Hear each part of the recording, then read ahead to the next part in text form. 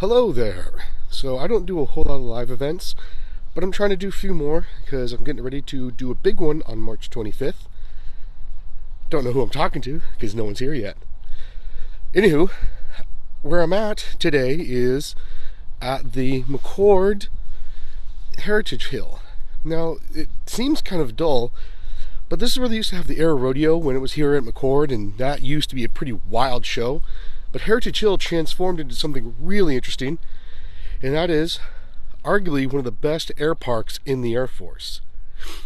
Now, the air park is kind of either intentionally or accidentally, I'm not sure which, divided into two sections. You saw the airlifters there, but then over here you have some fighters and more airlifters. So I'm going to take you on a quick look of the air park. If you've been on my YouTube channel, you saw the video for this bad boy here. Now, this is the aircraft that the C-17 replaced. Now, occasionally the museum who runs this air park will come and actually open this up, and you can go into the Starlifter. It is the C-141, built by Lockheed. And this was the aircraft that did all the heavy lifting for the Air Force and military in general for a long, long time. Now, my unit is actually the 446. And at this time, they were known as the Military Airlift Wing. You can see here, there are the two units. 62nd is the active wing. 446, my unit, is the reserve wing. Pardon me. It's a bit of a walk from my office. But this kind of shows the generational movement of technology for all the aircraft. We will get to see all the aircraft, so hopefully there'll be more people who show up, and you'll get to enjoy us. If you have any questions in the comments, just let me know. I'll answer them as I see them. Be happy to do that. But as you can see, there is a lot of really neat stuff to be seen at this air park. And like I said, it is probably one of the best air parks I've seen in the Air Force, having been to, well over 24 of them now. But the C-141 here was replaced by this aircraft here. As you can see, this one is based on the props. And as we get closer, you'll realize it's the C-124, and this is the Charlie version of it. See, a lot of aircrafts go through different versions. And a good example of that is when you watch the movie Maverick, you can see that the F-16 fighter went through a few variations. Now, the biggest difference between the C-17 and these aircraft is this can actually open here and open in the rear, so you can actually drive straight through it, whereas the C-141 can only open in the rear hatch. Now, it's still, you can pack a lot of people in it, and in this particular aircraft, there's actually a setup of a VIP section of what it would look like for like celebrities like Bob Hope, or hypothetically the vice president or somebody of that caliber was flying in this aircraft, which happened a lot in Vietnam and when this aircraft was much more active in the 80s and 90s. It wasn't until the 2001 that the C-17 came into major use and is the dominant aircraft for all airlift wings in the Air Force today. So these two aircraft are kind of oddly set aside from the rest of it. Where we're going to head to now is the C-130, which is right over there, and it's the newest aircraft on the air park itself. I believe it was only put here late 2021, early 2022. Due to COVID, they weren't able to get it done. They were able to get it done, but the restrictions didn't allow them to install it when they wanted to. If you're here watching, thank you for watching, and let me know where you're watching from. And again, if you have any questions as I walk around the air park, please let me know. This is the base where I work at for my day job, which is military historian. I am an active duty civilian for the Air Force on my second assignment as a historian. My first assignment was in Okinawa, Japan, with the 18th Wing.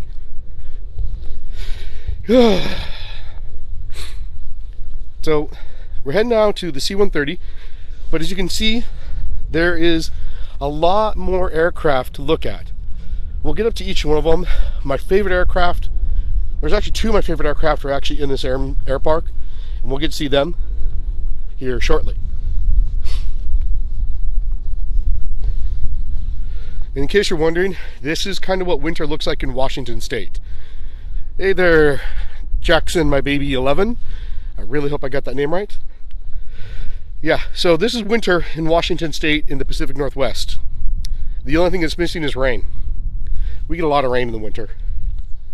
We only got snow once or twice this year, and only once did it really stick. Last year we got quite a bit of snow. Kids ended up missing a few days of school. So all this is new. It was dedicated, I want to say in the spring of 22, to be honest. All right, thanks, Jackson. Appreciate it. So this is the C-130. Now, this is actually still in use today by the special operations of the Air Force and Army and a few other people. You load people in, and they just jump out with no regard for their life. But there, I wanted to make sure I got the right nomenclature. This is C-130E Hercules. This one is particularly adapted for the Special Forces or in the Special Operations Group.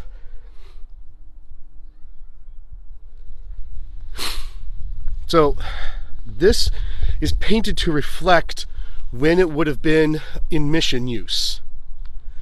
But it's also painted to reflect when it would have been in use for the airlift wing, who would have used the C-130, but not to the same extent of that they would have used these two aircraft. The primary mission of the 62nd and 446 airlift wings in World War II was bombardment, but it became quickly to sustain and move supplies. For example, in Operation Allied Refuge, or Afghan Refuge, those aircraft, those C-17s, were the aircraft, a lot of them from McChord, that were getting the Afghan refugees out.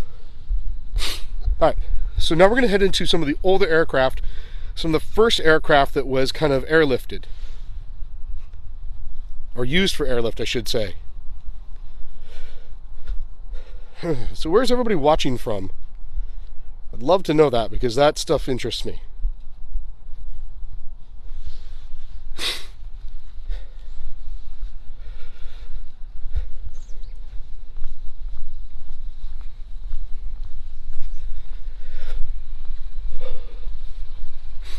If you ever want to visit this aircraft or crash in this air park, it is open to the public, but you will have to go through the proper security measures to get access to the base.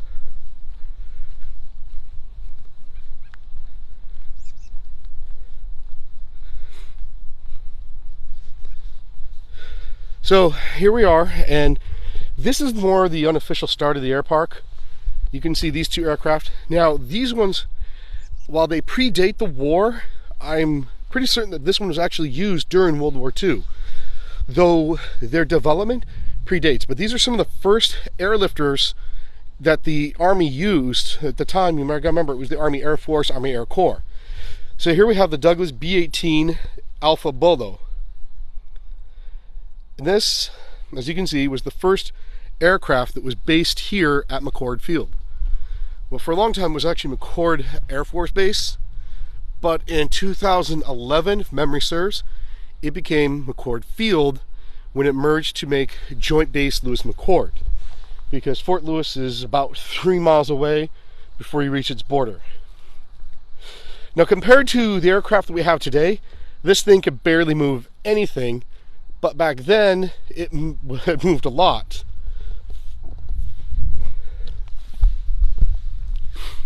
As you can see here.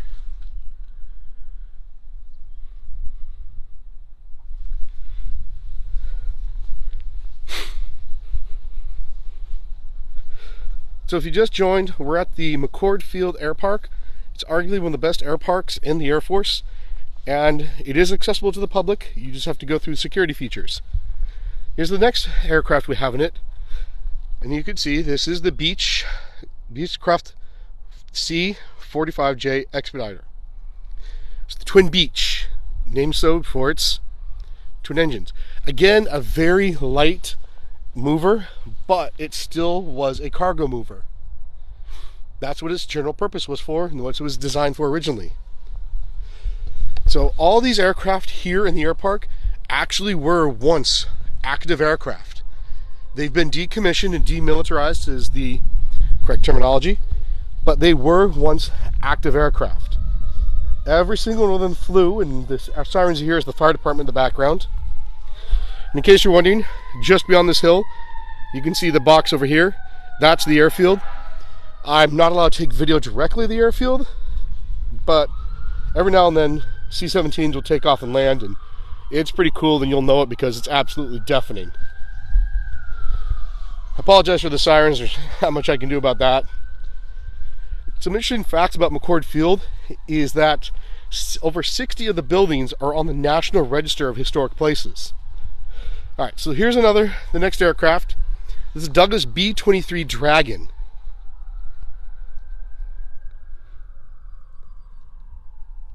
Now, the McChord Museum maintains all of these aircraft. And if you just joined, we're at the McChord Airfield Air Park.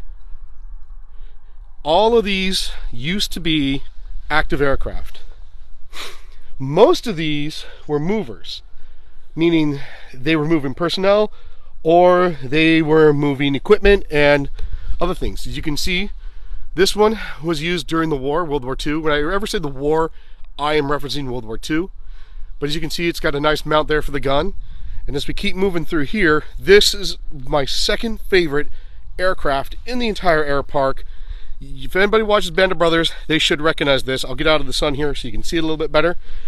Its nickname is the Goonie Bird, but everyone should know it as the T-747 Skytrain. Now, the reason why I mentioned Band of Brothers is that this is what the D-Day guys jumped out of. Now, my unit, the 446, was actually the lead element of the D-Day invasion, and they were the lead bombing element. So, like I said, this is my second favorite aircraft in the entire air park. Hey, if you're just joining, thank you for joining. We're at the McChord Field Air Park. It's one of the best air parks in the Air Force. Be sure to like the video and give me a follow. I really appreciate it. And if you haven't heard, I have a big event coming up where we will be doing a walking tour of seven Medal of Honor recipients in Seattle. Now, next part's going to take a little bit. I'm going to go down further to get the sun out of my eyes so I can show you guys a little bit better the air park. So you kind of get a glimpse of everything as we go down. If you have any questions, please let me know in the comments. I'll be happy to answer them as best I can. But this is, like I said, easily one of the best air parks in the Air Force. And where we're going to start the last part of the tour and work our way backwards, where I'm walking from, is one of the more unique aircrafts. In fact, if in the comments before I say its purpose, if anyone can tell me what it's for, I will send you a postcard from Joint Base Lewis McChord.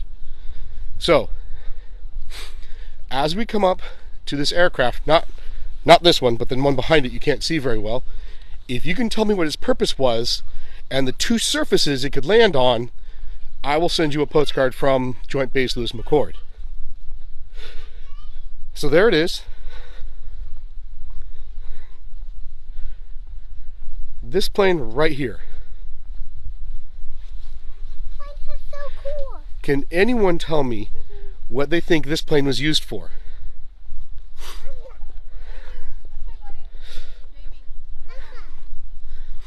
Any guesses? If you have a guess, say its purpose in the comments. I'll let you know. Yeah, it lands on water and land. But what was its purpose? It's arguably, it was not to locate submarines. It would not be able to put supplies in if it landed on water. Partly coastal patrols, but that was not its primary purpose. This was not one to use for attack submarines, but you're very close on that. Someone said Catalina. That is correct. It is a Catalina. Its primary purpose was first and foremost search and rescue. While it was later used, there it is, pilot rescue. While it was later used to locate and bomb submarines, its first and primary purpose was to do reconnaissance and search and rescue.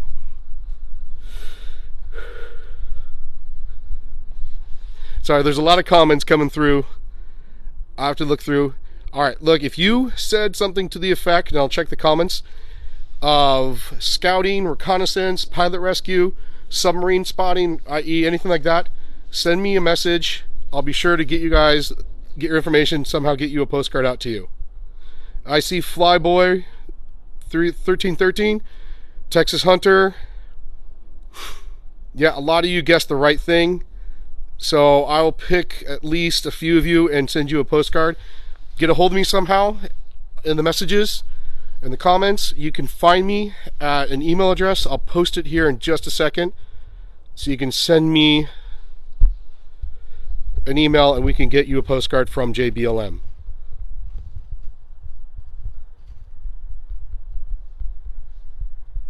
Just 1 second here.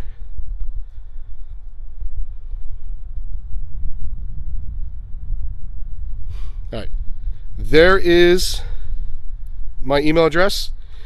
So there's at least a few of you. Let me go through here and see. All right, so yes, it is called the Catalina. It does land on water and land. It actually, I have a picture of it landing unsuccessfully on ice. Its primary purpose during wartime was not just submarine location, but all naval, enemy naval positioning. Those big bubbles you see in the back right there, that's where you would sit from some poor guy, or this one right here, and that's where they would look. Let's see, so Flyboy 1313, Texas Hunter 1775, Jay's Coville, hopefully I got that right. And let's see,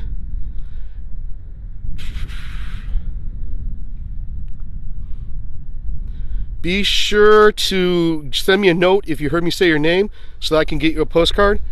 Heck, you can send me an email for anybody who put a correct, even close correct guess. Let me know what your guess was, take a screenshot, whatever, and that way I can make sure to get you a postcard and we'll get that worked out via email. Hey, Tattooed Historian. Hey, if you don't follow the Tattooed Historian, you probably should. Another great guy who develops really great content. We are walking around the McChord's Field Air Park today because I needed to get out of my office. I've been spending the past 8 hours working on history of my wing. I must admit, I am really impressed with how many people knew, A, that it was called the Catalina, and B, what its primary first mission was. Really impressed. That's really amazing. Please make sure you send me an email so that I can get the appropriate postcard to you all. So, moving on. If you've seen the movie Top Gun or Maverick, you probably recognize this sexy little beast right here.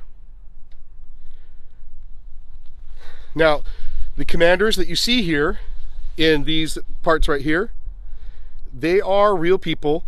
I don't know a whole lot about them because this air park was installed so long ago that the information about the commanders has often been lost. But we are looking at the F-16's predecessor, the F-15 Alpha Eagle. Probably a great looking aircraft. It looks a lot like the F-16, but it is the direct predecessor before the F-16. So this is kind of like the fighter area of the air park. Now this one has got probably one of the more interesting cockpits. This is the F-6 Alpha, the Delta Dart. Now all of these aircraft, they are the fighters. There actually used to be fighters here at McChord. And if you are interested or know anything about the names on here, let me know. Or if you want me to tell you, let me know. Again though, hey, make sure that you hit that like and follow button. You see the Tattooed Historians on here. Definitely another fellow you should go follow. And again, if you got my question about the Catalina correct, please, please, please email me so I can make sure to get you a postcard from JBLM. Now we are on the McDonald CF-101F, better known as the Voodoo. Now the reason why I like this one, it's kind of neat, is because there's another air park here, and it has to do with Canadians because it's part of the Western Defense Sector. So this one's for you, the Tattooed Historian. I know you have a lot of connections to Canada. Don't expect me to sing the national anthem, but this is just for you. Yes, a lot of these aircraft have been in use, are no longer in use, but served a lot in Vietnam. Now, this is my favorite aircraft. My absolute favorite aircraft in the world.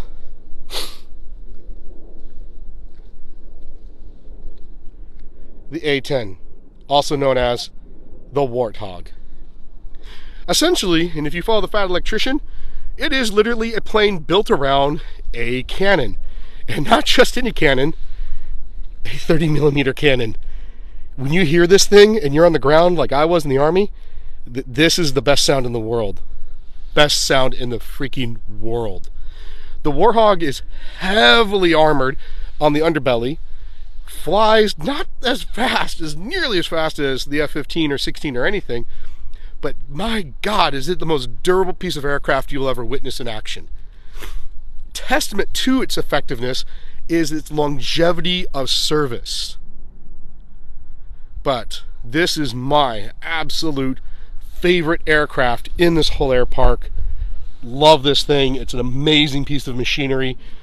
I actually have shell casings from these. Amazing piece of machinery. Okay, moving on to the F-102 Alpha Delta Dagger, the Deuce.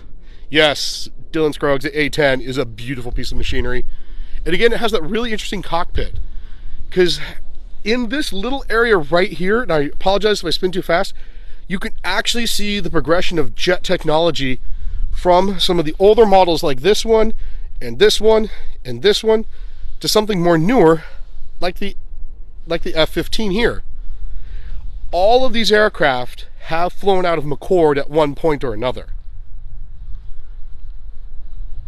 Oh, we are at the McChord Field Air Park at Joint Base Lewis McChord, Washington State, where I am the active duty civilian historian for the 446 Airlift Wing. I humbly think this is one of the best air parks in the Air Force. It just really is. And speaking of progression of jet technology, these next two here and the one right beyond it you can't see really show a progression of the jet technology. Behind me would represent something more modern, whereas these two aircraft right here represent some of the earlier stuff. You're talking Korean War and early Vietnam War. That's when you would see these technologies. The Sabre Dog, the F-86, this is the Delta version of it.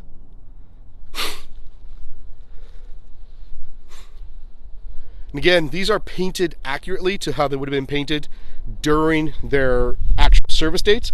Yes, a lot of these aircraft, especially these two that you're seeing right now, the Sabre Dog, they were used extensively early as the 50s and then all the way through Vietnam, because you kind of see by decade a jump in aviation technology and jet technology, whereas these have here you can see very, very primitive intakes versus the 15 and the other ones over here that have much more advanced, much more streamlined intakes that help them fly better. I just gotta look at it again. God, isn't the A-10 just a sexy ass aircraft? Sorry for my language, but I love that aircraft so very, very much. If you want me to go back and look at any aircraft, give me a holler and just say, hey, go look at the aircraft again, and I'll be happy to do it. But we're coming up on the latter end of it where we started. So here is the next one on our little tour. This is the T-Bird, the Shooting Star, the T-33 Alpha model. Yeah, brrrt. That is literally the sound the A-10 makes. Oh, holy crap, I'm jealous. Tell me you have video of the A-10 flying over your house last week. Please tell me you have that video. This is a step above the Sabre Dog in jet technology. So you can see the jets are getting a little more smaller, a little more streamlined. Eventually they will morph into the ones over here. But this one would again been used later in the Korean War, but definitely in the Vietnam War.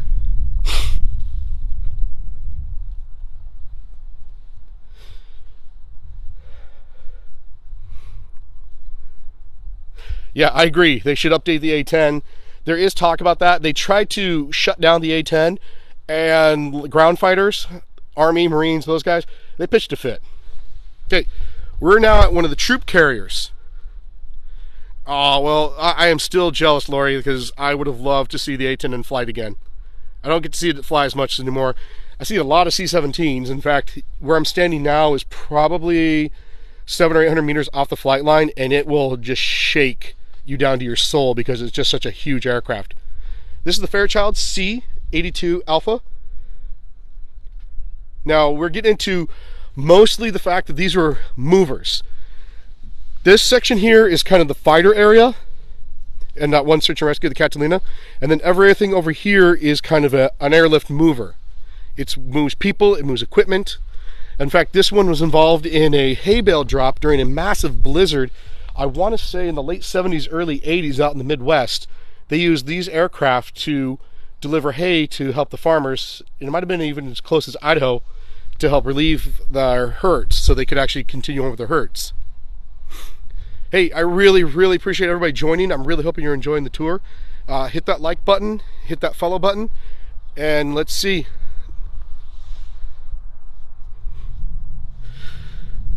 All right, we're back to my second favorite, the Goonie Bird.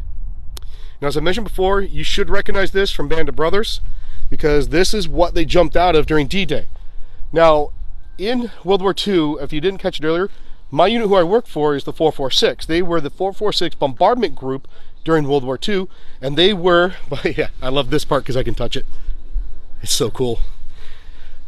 They were the lead element of the bombers in World War II during D-Day. And so we're often called the D-Day leaders. But this is just, this and the A-10, if I could fly anything just for funsies, I would do this. But just think about that. Band of Brothers, this is the door they would go in right here. They would open that door and then just jump out. Back when you're talking about aviation is only 40 or 50 years old at that time. Heck, I don't even think that. I think it might be close to 30 or 40. They're now having people jump out of aircrafts. Parachutes weren't really perfected until the 20s and 30s. So you're still talking about very infancy. And it was the first time any kind of major air assault was done at the level it was being done at. It's kind of an incredible thing when you think about it. That so many people survived and it was actually a successful mission. See, I love the part that you can fly, go walk under this stuff and things like this. Mr. Cowboy, no, I am not at Lackland. I am at McChord Field at Joint Base Lewis McChord. I'm one of the historians here, and this is something I love to do. Oh, almost forgot this. The McChord Museum is who upkeeps all of this stuff. But as I said before, I fervently believe this is one of the best air parks in the Air Force.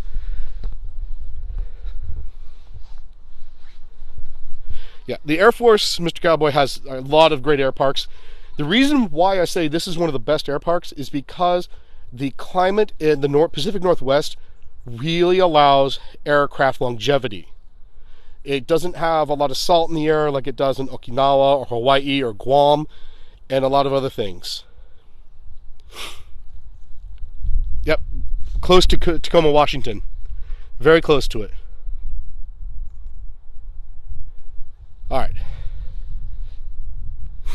Well, that is the extent of the air park. Let me know really quick in the comments if you want me to go back over, if you came here late, to the heavy lifters. Fastest plane out here, probably the 15. It's probably the F-15. Nowadays, that flies actively out of McChord, it's easily the C-17 because that is literally all that flies out of here. This is the McChord Field Airlift. This is the McChord Field Air Park. Sorry, there we go. Does everybody want to go see the the C-131, C-141? Anybody want to go see those again? Yeah, the F-15 is probably the fastest when it was actively flying. Nowadays, the only thing flying out here is the C-17. The field is so large it can take anything. It can take any size aircraft, but it's primarily an airlift base now. All right, so we're gonna head back over.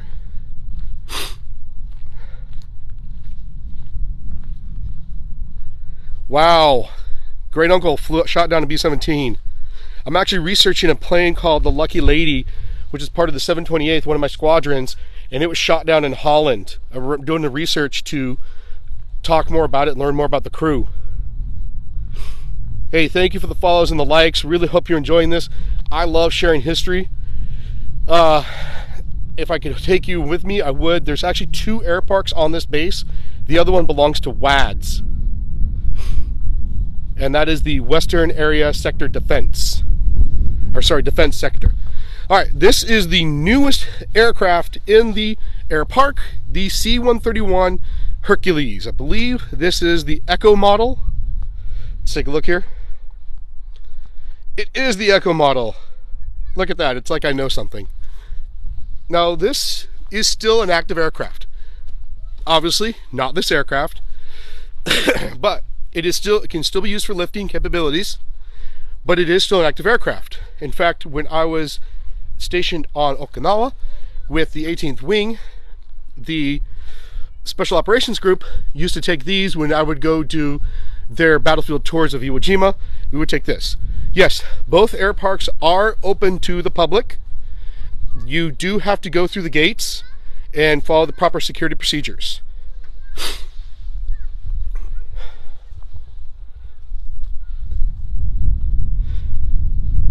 This is probably my 3rd favorite aircraft. First one is definitely the A-10. In fact, I don't think how anybody could argue that there's a better aircraft that makes a better noise than the A-10.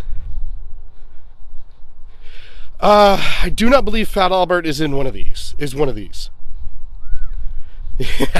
Yeah, I was Army, so trust me, I know the cadence of C-130 rolling down the strip, 32 Rangers on a one-way trip.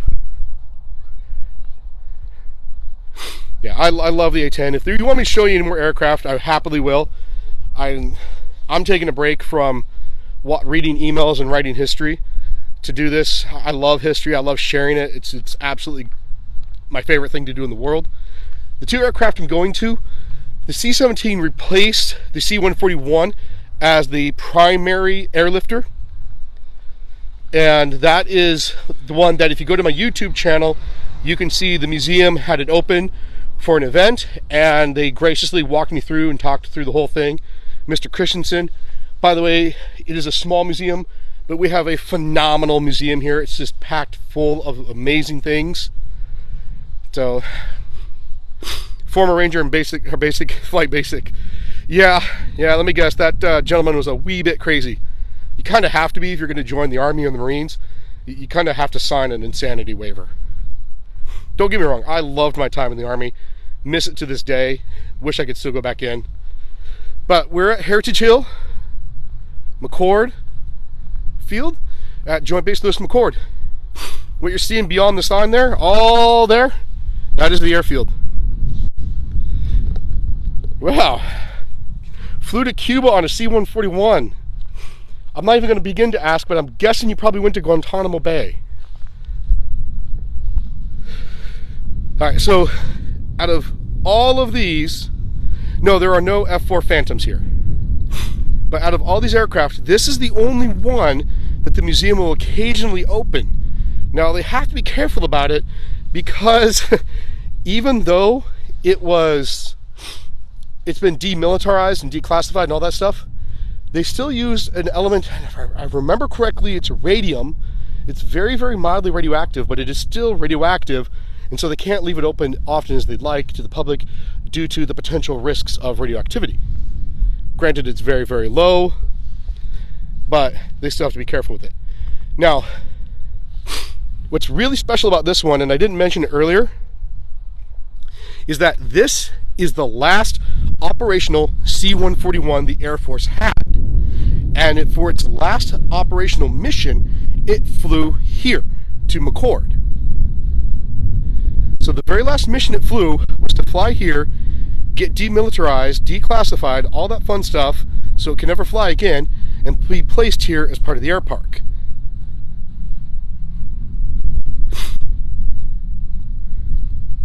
Hey, if you're just checking in, we are at the McChord Air Park at Joint Base Lewis McChord in Washington State. I am the Wandering Historian. My day job is as a active duty historian for the 446 Airlift Wing, stationed here at Joint Base Lewis McChord. Obviously on the McChord side. Now that building you see there in the distance, that is nicknamed the Castle. It has been here since McChord Field was bought from the city of Tacoma and became at that time, an Army airfield. The castle was designed to look like a fortress with a bit of a medieval castle design to it. Yes, preservation is important. This is a piece of history that families can come out and share. If you do any kind of airlift missions now, this is how the airlift mission came about. You saw the beginnings of it over there, but what I love about this one, and if you'll bear with me, it's the C-124 Charlie, the Globemaster II, old shaky. Love that one. This could actually open here in the front and the rear as well, whereas later models, the Globemaster III here, could only open in the rear. It didn't have the front opening capabilities. The C-130 only has the rear capabilities to open up, things of that nature.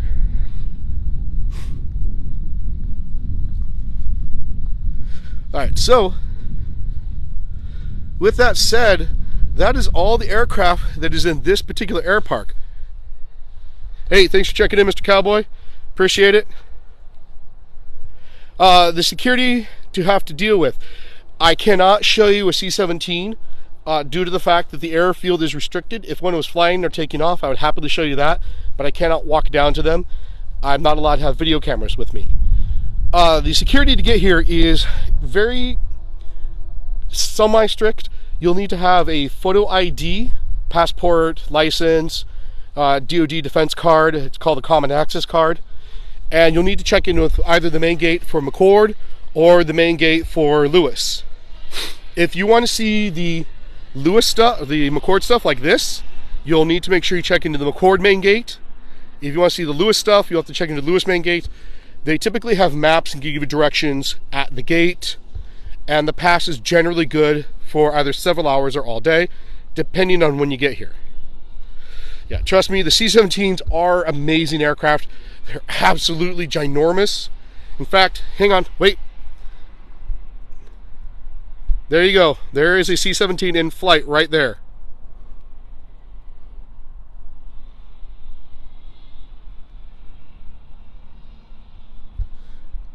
It's hard to, I'm zooming in with my phone, so not the best, but there you go. That's the best I can do for you right now.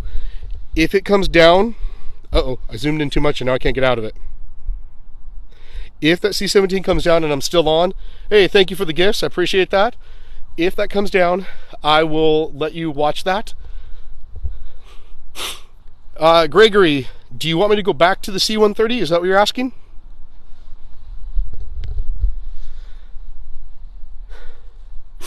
All right, Jacob, best plane ever. Which one are you talking about? I hope you're talking about the A-10, because that is the best plane ever. If you listen closely, you can hear the C-17 start to rumble. It means I think it's going to turn and land. All right, let me know in the comments. Do you want me to hang out and see if it'll land? I've heard of Selfridge. I've never been there.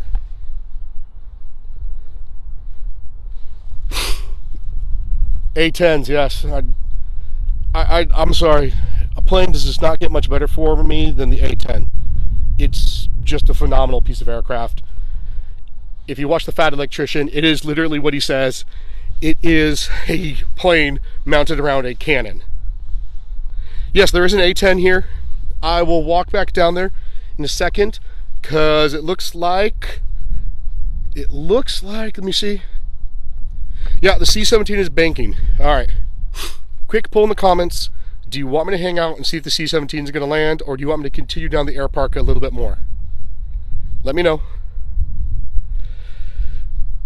Yeah.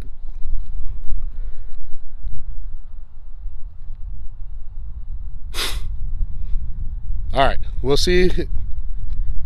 It's a bit distance away. You got C-17 is one of the largest aircraft we fly right now. Might be the largest, but I think it's the second largest.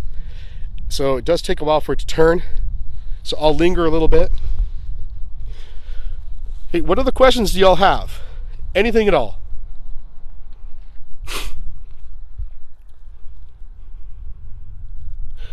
Anything at all? And in case you're wondering, in Washington State, this is what winter looks like in Washington State. You can't see it, but right back there, that's where Mount Rainier is.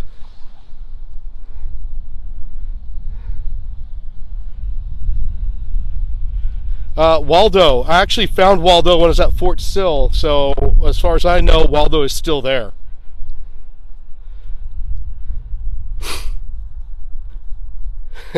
Yeah, Eastern Washington gets snow and cold. I actually grew up down by the Tri-Cities, and we didn't get a lot of snow, but it got damn cold. I hated growing up down there. The C-130 and C-135, I'm not familiar with the C-135, to be perfectly honest with you. The C-130 is primarily a quick troop transport. While it can haul equipment, it also transports troops. All right. I'm going to walk down towards the A10. The C-17 is still making a huge turn, but I'll be able to hear it, so I will go back up and we'll see it land here. When I hear it we're coming down, I'll come back up quickly.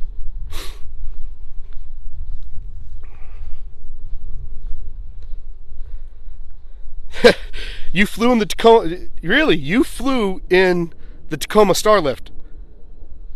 You flew in that one. That would be impressive.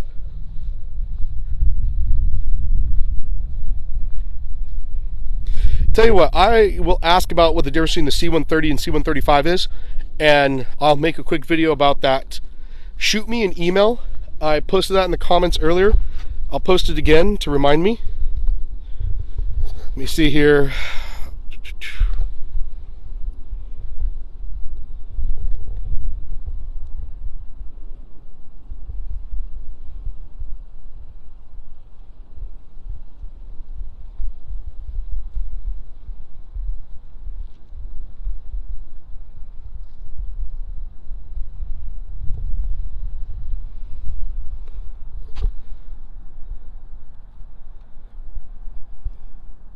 Yeah, shoot me an email there. And if you were part of the group that talked about the Catalina with me, make sure that you took a screenshot of your comments so I can appropriately address it to you, and we will get you that. Oh, here it comes. Oh, I gotta run. Bear with me.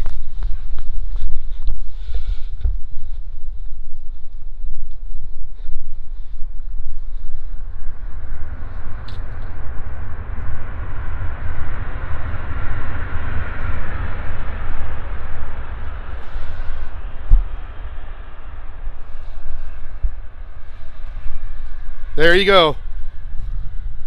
C-17.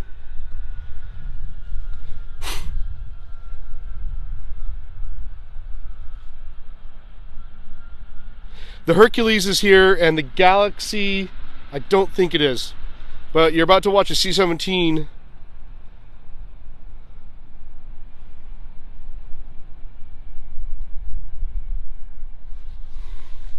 Not recording, thankfully.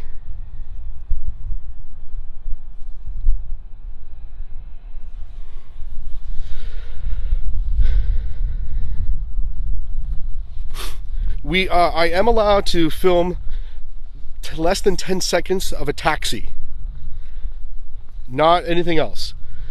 So that's all I can film of that. Yes, I am at McChord. All right, we'll do one last loop, but then I got to get going. Yeah, Cody with an AK-1. We are not allowed to film takeoff or landing, and nor are we allowed to take pictures when it is static. In flight or landing, pretty much anyone can film as long as they don't, use it for conspiracy theories and things like that. I actually do have special permissions to film a little bit, but not much. McChord Air Base. Well, it's actually now McChord Field because it's part of Joint Base Lewis-McChord. We are just outside of Tacoma, Washington. So go south of Seattle by about an hour and 15 minutes. So we have the Globemasters 2 and 3 over here. And over here we have the C-130 Hercules. This is the Echo model. All right, I'll do one last loop, but then I gotta run.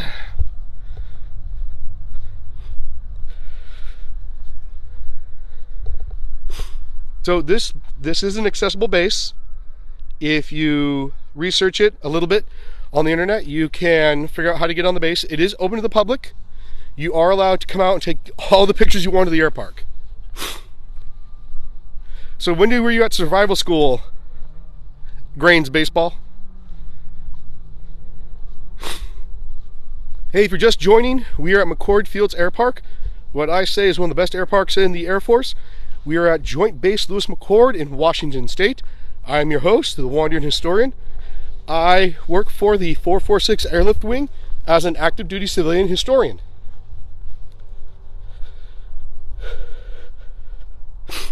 In 2005, I just received my commission in the Army from the University of Washington Army ROTC program.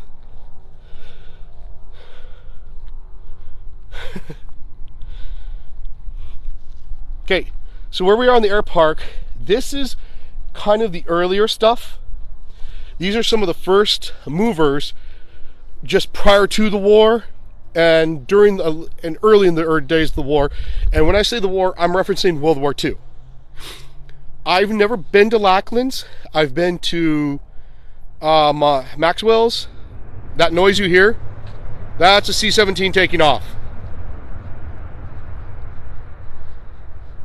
Or landing. Yes, I was 12 years in the Army. I did 2 years enlisted in the reserves, and then I did 10 years as an officer. My last duty station was with the 10th Mountain Division. I was a division primary staff officer. Yes, these are all restored. They've been restored to what they would have looked like during their service days. So this is the Bolo. Now this one is the second oldest. This one is the oldest in the air park here.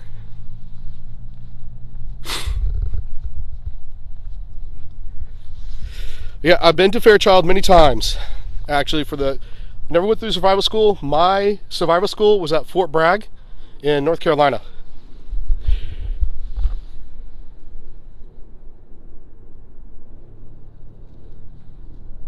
This air park is at McChord Field on Joint Base Lewis McChord in Washington State. And that is where I am currently stationed as a historian for the 446 Airlift Wing. Love my job, love doing this. Hey, if you haven't already, make sure to give me a like and a follow. I want to announce to everybody that on March 25th, I will be hosting a very big, very long live event where I will be giving a walking tour for National Medal of Honor Day of the 7 recipients resting at Evergreen with Shelley Cemetery in Seattle, Washington. If you can make it in person, wonderful. If you can't, I'll be live on TikTok. No, these are not flyable. Every one of these aircraft is now fully static. We actually have 2 C-17s on the runway. We have a couple runways. We have 2 C-17s. They do a lot of takeoffs and landings. No, there is no P-51 Mustang here. There are a handful of fighters. But tell you what, I'll do one last loop. We'll start all the way down to Catalina, and we'll work our way back. They do not have air shows anymore. Units will individually go participate in various air shows. I know that my unit, the 446, participated in at least 3 this past year. One was in Texas. It is not the one that had the accident. They were not there. Yes, the Olympic Air Show is coming up, but I have not heard anything about my unit being tasked to provide a C-17. No, I have not been to OFET yet. I actually competed for the job there, and I'm waiting to hear back results. But someone asked earlier, the air parks I've been to is my first duty station for Air Force civilian was at Kadena Air Base in Okinawa, Japan. Loved it there. Would go back in a heartbeat. That was the first air park I helped manage. I've been to the Maxwell one. I've been to this one. I've been to the WADS, which is just down the road from here. It's the Western Area Defense Sector Museum. And it really only has 4 aircraft and a couple other things. I'll do another live down there. Yeah, love Okinawa. You can't go wrong there. I literally learned karate from a Miyagi sensei. My childhood dream was like completely complete. There are only jets and airlift movers here. Every aircraft here on this air park is an aircraft that flew out of McChord at one point or another. Yeah, I actually learned how to make the curry so that we could make curry at my home. Been to the Wright brothers. Obviously, the National Museum is the best air park, but I humbly think this is one of the best because it's just got a lot of really amazing aircraft, and it preserves the aircraft that were here at McChord. The other air parks I've been to the Smithsonian one. So this is the Catalina.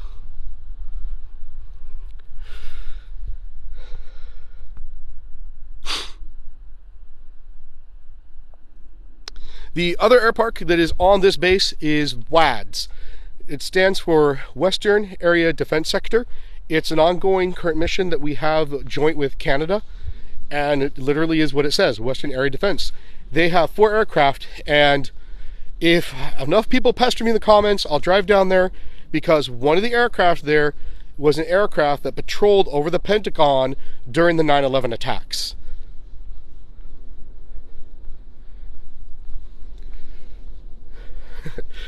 Sorry, more people have got to pester me if you want me to go down. Tell you what, make everybody a deal. If you can hear me, make you a deal. If I get above 3,000 likes, I'll pop in my car and we'll drive down and see the WADS. But I got to get over 3,000 likes for the video. Alright, so we're now kind of in the fighter sector of it. Now the aircraft down here have the older jet technology. No, I don't believe the C-5A is in service anymore. Most of these aircraft are out of service, but here we have the F-15, the direct predecessor of the F-16. Okay, well that didn't take long, did it? Alright, after I finish this loop, we'll go down and we'll see the WADS. It's a little bit of a drive, but I'll get there as quick as I can. Alright, we'll get moving there quickly. But I got to show you this last one. Oh, that's a beautiful aircraft right there.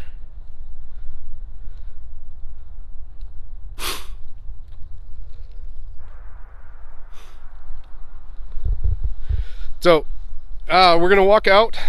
I'll pop in the old car and we'll go straight to the WADS, and I'll happily point out the aircraft that flew over the Pentagon during the 9/11 attacks.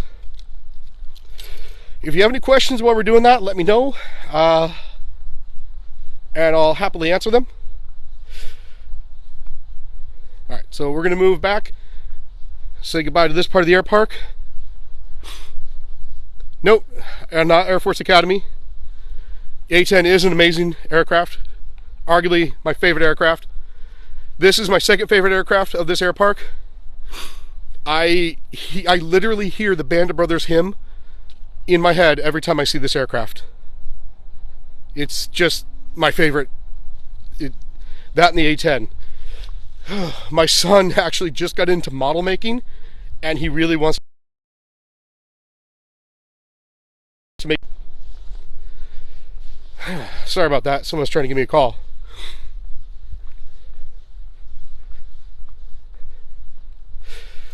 So where is everybody looking at this from? We got any military veterans here? I was asked about my service earlier. I did 2 years enlisted, was honorably discharged at the rank of private first class, and the next month I commissioned as a second lieutenant in the field artillery.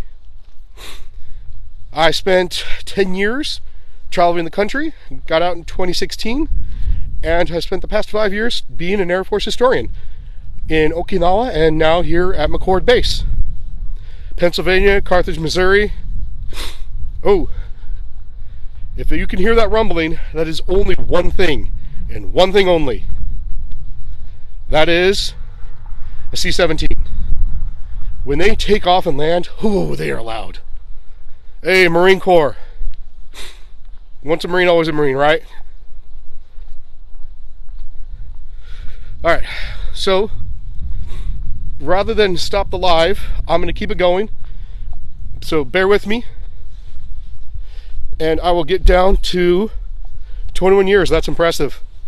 I will get down to the WADs and we will take a look at those aircraft down there. Now, if you have any questions about Pratt & Whitney factory, neat. If you have any questions about anything about McChord, what it's like to be a military historian, this is my profession. It is literally what I do.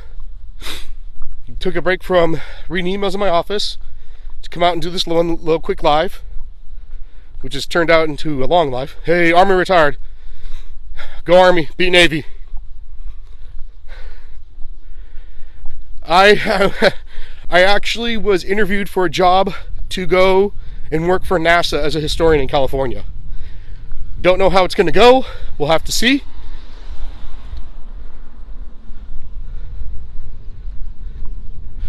I am stationed at McChord Field, Joint Base Lewis McChord.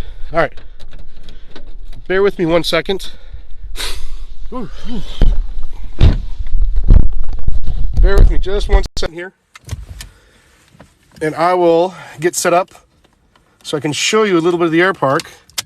Correction, the base. All right.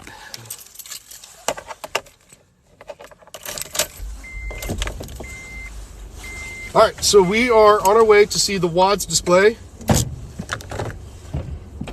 here on McChord.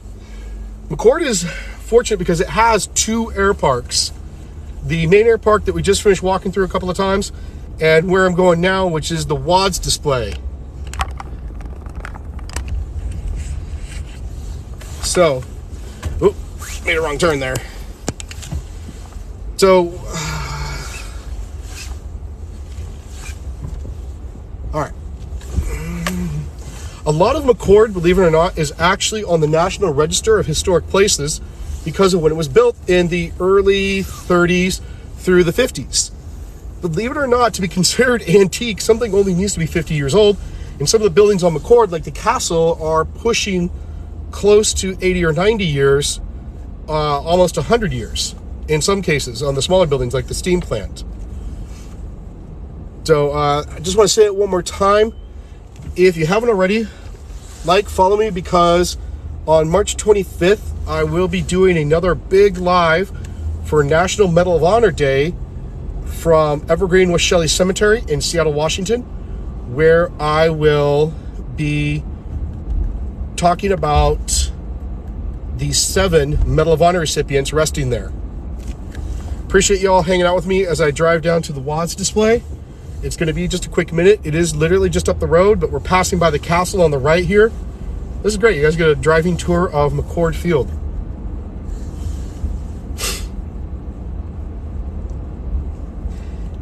No, McChord was not terribly active during World War II for flying missions out of it. However, they did supply some of the pilots for the Doolittle raid. Something interesting I'm working on is the units that are here, the 62nd and the 446, were active units during World War II, and one of our planes from one of our squadrons went down over the Netherlands, and I am doing some research on that plane right now to help see if there's something we can do to kind of memorialize that aircraft. So bear with me. It'll be just a few minutes. We'll get down to the WADS. Ask any questions you want in the comments. Really, really appreciate all the likes, all the follows, gifts. Hey, I do this because I love sharing history, and the more people who love history with me, hey, I think that's a great thing. He was on here earlier. I don't know if he's still on here. Tattooed Historian, if you're here, give a shout out. That guy does some really great stuff. Heavily focused on the Civil War. He and Civil War Seattle do some amazing content.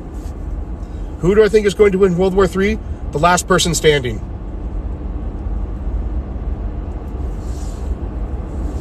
Well, I appreciate that. Doing a great job. I was told as a boy I have a face for radio and a voice for the deaf. So I'm glad to hear that it's getting better. All right, we're going up here to a light, but we will see the WADS display here in just a minute. The Watts building is actually in the same building as the library, or I should say the library is inside the Watts building. So, any questions, let me know. Like I said, we're only a couple of minutes away from the Western Area Defense Sector Air Park. It is not nearly the size of the air park we just left. One of these days, I should do a major driving tour of Joint Base Lewis McChord and show you guys the whole thing. It's a huge complex. It's a beautiful base, some beautiful scenery. Fort Lewis and McChord combined, actually, and the Yakima Training Ground is part of that complex, have everything but Arctic training environments for the military here.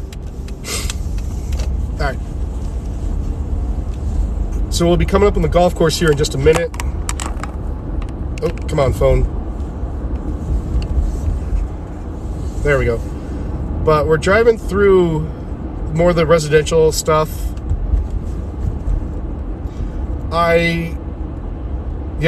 Pretty soon they will be playing the Call to Colors. Actually, that happens at 16:30 here, so you'll see me stop if we're still outside. I actually know how to fly a little bit. My grandfather taught me in a Cessna, and I have logged registered hours in a C-130 simulator. Do I think I could fly on any kind of mission? Absolutely not. But if I'm your last hope, well, at least I know what a joystick is.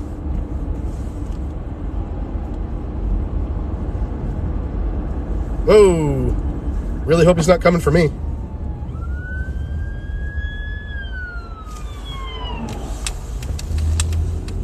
Alright, so we are at the Watts building now. And over here is the air park.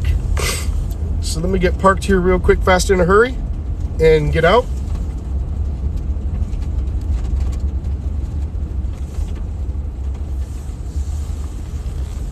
All right, and there you can see the air park there a little bit.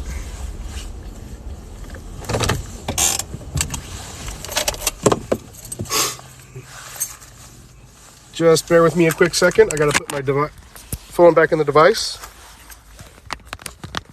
Appreciate you hanging out with me. There we go. Now,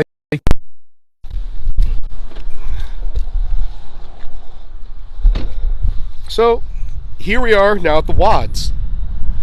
Now this is not nearly the size of McChord's Air Park, but you can see.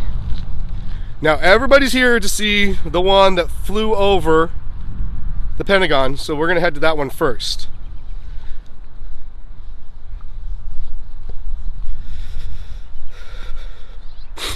This is an F-15 Alpha. We'll come back to her.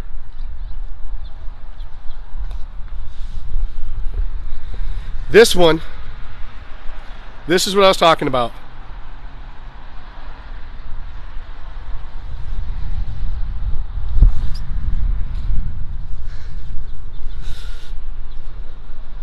This is an actual aircraft that flew over the Pentagon during the 9/11 attacks. It's just a really amazingly hidden piece of history hanging out here at McChord Airfield.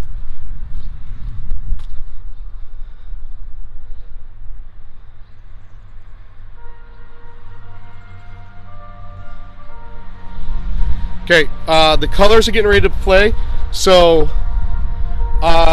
I have to go to attention for that, so bear with me really quick.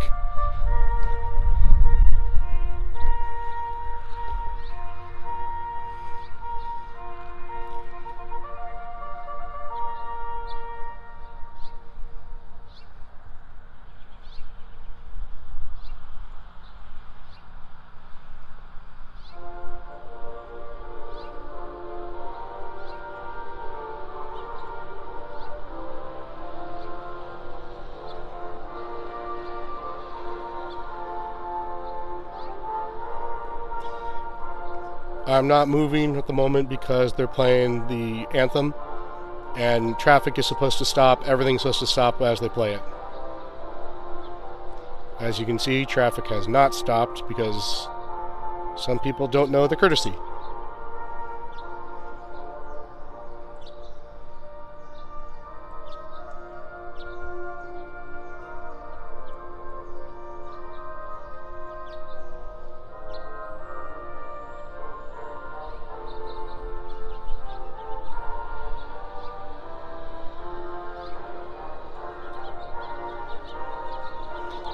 Answer your questions in just a minute.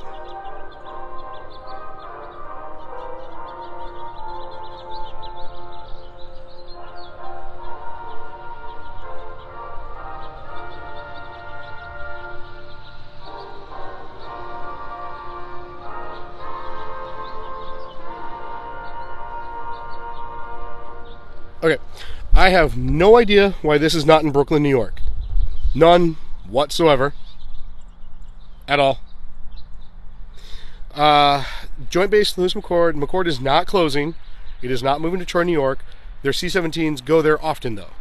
Alright, so let's go through the WADs.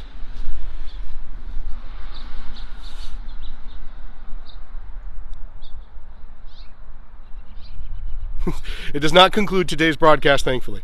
So this is the first aircraft we're going to look at here at the WADs. Everything you see on here is demilitarized and inert. Can't happen to it. This is actually the F4. This aircraft has an F4, not like the other one. Now this, as you can see, is on loan from the National Museum. The WADs Air Park, its dedication is right here.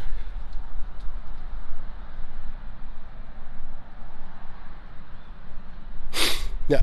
So someone who asked earlier about the Phantom, that air park didn't. This air park does. Now we move on to the F-15 Alpha.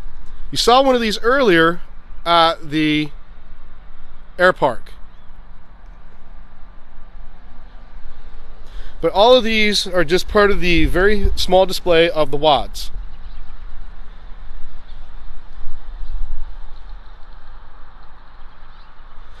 B-24 bombers, I don't know where one is, but your best bet would be to go to either the Boeing Air and Flight Museum, or there's one in Oregon that is also pretty impressive. For those of you who missed it earlier, this aircraft right here, this F-16, flew over the Pentagon during 9/11. It protected the Pentagon from what they believe could be further attacks. Someone asked earlier why it's not there in Brooklyn. I don't have a good answer for that. I've never actually been asked that question, so it's something I'll have to look into. To the individual who said that question, please send me an email. My email address is in the comments. Let me know if you need me to post it again, and I'll happily do it. And this is the last piece at the WADs. No, we are at McChord Field, Washington State. There used to be a lot of smaller Air Force stations dotted throughout Washington State for part of the coastal defense. And that was a radar from it. Hey, I really, really sincerely appreciate everyone joining, liking, following, sending gifts. I've got to get going back to my desk. Let me know if you have any questions. I've sent you the emails. For those of you who are part of the Catalina question, please, please, please send me an email so that I can get you a postcard here before too long, and we'll get that worked out in the details. Until then, I hope everyone has a great day, and happy wandering.